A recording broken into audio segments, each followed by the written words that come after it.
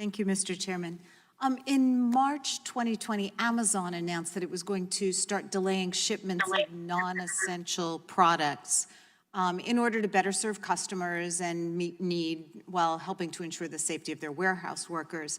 In practice, however, it appears that this policy was applied selectively as Amazon appeared to continue to designate its own products as essential, even as it delayed competing products from third-party sellers.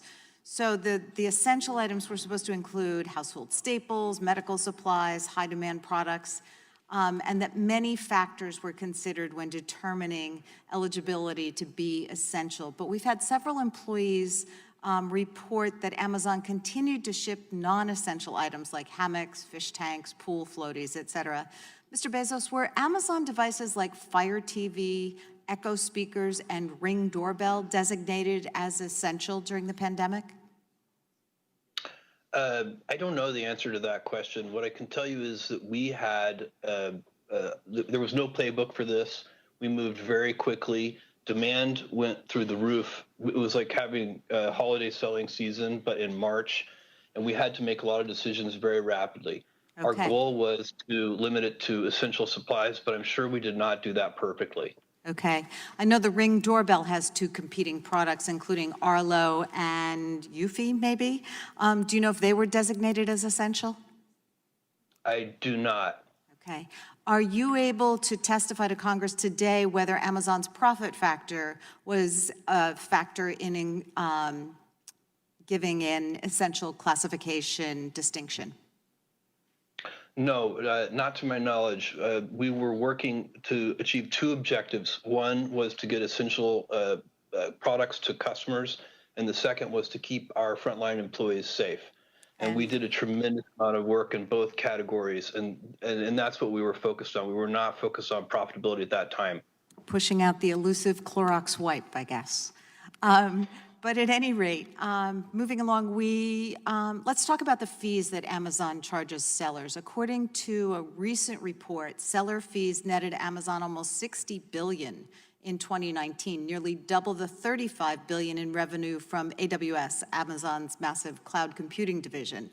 5 years ago, Amazon took an average of 19% of each sale made by a third party on its site. Today, Amazon keeps an average of 30%. Doesn't Amazon's ability to hike those fees so steeply suggest that Amazon enjoys market power over those sellers? No, Congresswoman, I don't believe so. I think what you're seeing there when you see that go from 19 to 30% is that more and more sellers are taking advantage of the incremental services that we offer. And a big piece of that is fulfillment by Amazon, which is probably the greatest invention that we ever created for sellers. And it's working for sellers. That's why today 60% of sales are going through third-party sellers, up from 0 20 years ago. Right, but I think a little more concerning is the 11% hike. Since 2014, Amazon's revenue from seller fees has grown almost twice as fast as its overall sales. So seller fees now account for 21% of Amazon's total revenue. Mr. Bezos, aren't seller fees now effectively subsidizing Amazon's retail division? Congresswoman, no, I don't believe so. I think what you're seeing there, when you see these fees going up, what's really happening is that sellers are choosing to use more of our services that we make available. They are, previously perhaps they were shipping their own products from their own fulfillment centers, so they would have had costs doing that for operating your own fulfillment center and buying transportation services to the customer through the Postal Service or through UPS or whoever it would be.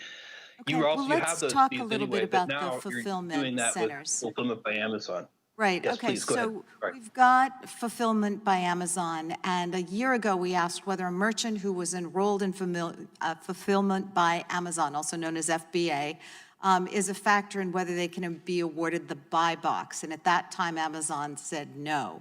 But the evidence is indicating, and your own documents showing, that being enrolled in that program is a major factor, and it effectively forces sellers to pay for fulfillment services from Amazon if they want to make sales. Mr. Bezos, has Amazon's big buy box algorithm ever favored third-party sellers who buy fulfillment services from Amazon over other sellers?